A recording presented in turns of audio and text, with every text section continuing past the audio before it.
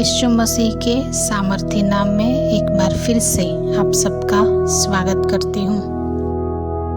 परमेश्वर के दास reverend doctor Wesley L Duewel की किताब को आगे कंटिन्यू कर रहे हैं।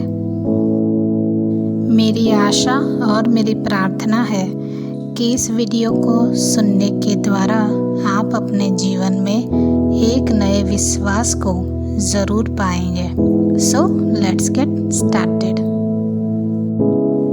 चैप्टर का नाम है आपको विश्वास की आज्ञा का उपयोग करना चाहिए। पवित्र शास्त्र में पहाड़ों का उपयोग शक्ति और स्थिरता के प्रतीक के रूप में किया गया है।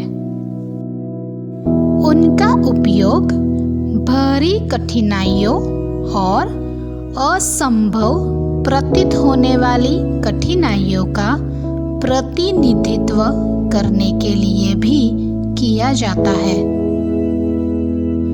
जबकि परमेश्वर अपने बच्चों के लिए कुछ पहाड़ों को स्थानांतरित करने या दूर करने का वादा करता है, वहीं कुछ ऐसे भी हैं जिन्हें परमेश्वर आपको स्थानांतरित करने की आज्ञा देता है। जब तक आप और मैं आज्ञा न दे तब तक वो उन्हें नहीं हिलाएगा। इस प्रकार पवित्र शास्त्र में दो प्रकार के पहाड़ हैं। हमारे जीवन में कठिनाई के कुछ पहाड़ परमेश्वर हमको आशीर्वाद देने के लिए देते हैं। जैसे यशाया भविष्यवक्ता की पुस्तक में लिखा है, मैं अपने सब पहाड़ों को मार्ग बना दूंगा। ये परमेश्वर के पहाड़ है, वो उन्हें अनुमति देता है। वो आपको उस रास्ते पर ले जाता है जहां परमेश्वर आपको देखना चाहता है। वे आपकी प्रगति को धीमा कर सकते हैं, लेकिन वे आपकी आध्यात्मिक मांसपेशियों का निर्माण करेंगे, आपके विश्वास को मजबूत करेंगे और प्रार्थना में आपके कौशल को विकसित करेंगे। जब तक कि आप परमेश्वर का उत्तर आने तक प्रबल होना सीखते हैं। कुछ पहाड़ इतने बड़े पैमाने पर इतने कठिन है कि वे केवल तभी हिल सकते हैं जब कई विश्वासी आपके साथ सहमति की प्रार्थना में एकजुट हो जाए। ये परमेश्वर के पहाड़ है, भले ही वे आपको ऐसे नहीं लगते। परमेश्वर ने उन्हें अस्थायी रूप से आपका रास्ता अवरोध करने की अनुमति दी है। जब आप उनका सामना करेंगे तो वो आपको गहरे आत्मिक रहस्य सिखाएगा। आप प्रार्थना में लगे रहेंगे। कभी कभी आप प्रार्थना करते समय थके हुए हो सकते हैं, लेकिन उचित समय पर परमेश्वर का सही समय, यदि आप ढीले नहीं होते तो आप जरूर काटेंगे। परमेश्वर के दास आगे लिखते हैं, मेरे प्रिय बाइबल शिक्षकों में से एक ने बार बार कहा था, परमेश्वर की घड़ियां सही समय रखती है। परमेश्वर कभी जल्दी नहीं होते और कभी देर नहीं करते। उनका स्केड्यूल हमेशा बेस्ट होता है। जब परमेश्वर का पर्वत उसका राजमार्ग बन जाता है तो आप जान सकते हैं कि परमेश्वर ने आपकी प्रार्थना का उत्तर देने में देरी क्यों की। परमेश्वर पर भरोसा रखें। वो जानता है कि वो क्या कर रहा है, लेकिन आप इसके बारे में निश्चित हो सकते हैं। जब परमेश्वर आपको अपनी मंजिल तक पहुंचने से रोकने के लिए एक पहाड़ को अनुमति देते हैं तो वो एक चमत्कार की तैयारी कर रहा होता है।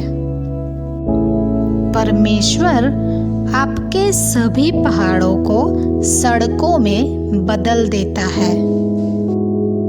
दूसरे पहाड़ होते हैं शैतान के पहाड़। शैतान अक्सर बाधाएं खड़ी करता है जो आपके रास्ते को छोड़कर पहाड़ बन जाती है।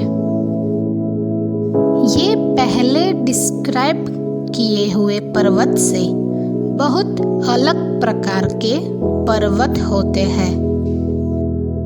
जितनी देर आप इन पहाड़ों के लिए प्रार्थना करते हैं उतना ही आपको यकीन हो जाता है कि देरी हो रही है और ये परमेश्वर की तरफ से नहीं है। जितना अधिक आप प्रार्थना करते हैं उतना ही आप निश्चित हो जाते हैं कि आप अंधेरे की शक्तियों के साथ एक आत्मिक संघर्ष में शामिल हैं। ये शैतान और उसकी ताकतें हैं जो परमेश्वर के कार्य में बाधा डालने और यीशु के नाम का अपमान करने के प्रयास में आपका मार्ग अवरुद्ध करती है। आप शैतान को आपको ताना मारते हुए, आपका मजाक उड़ाते हुए सुन सकते हैं। आप उसे आपका विरोध करते हुए देख सकते हैं, लेकिन क्या शैतान परमेश्वर के एक बच्चे को रोक सकता है? हाँ, हो सकता है कि वो आपको एक टाइम के लिए देर करने में सक्षम हो जाए।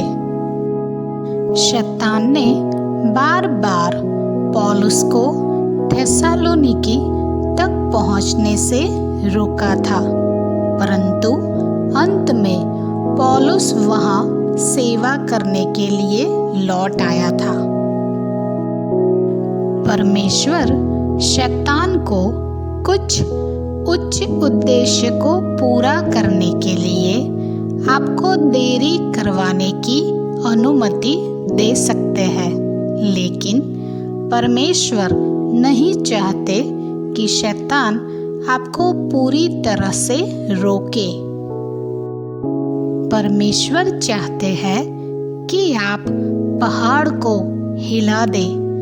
वो नहीं चाहते कि आप उस स्थान को छोड़ दें जो उसने आपको दिया था, या वो अग्रिम कदम जो उसने आपको बताया था।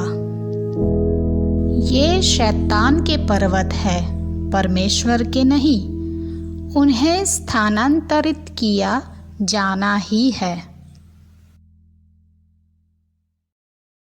लेकिन आप उन्हें कैसे स्थानांतरित कर रहे हैं?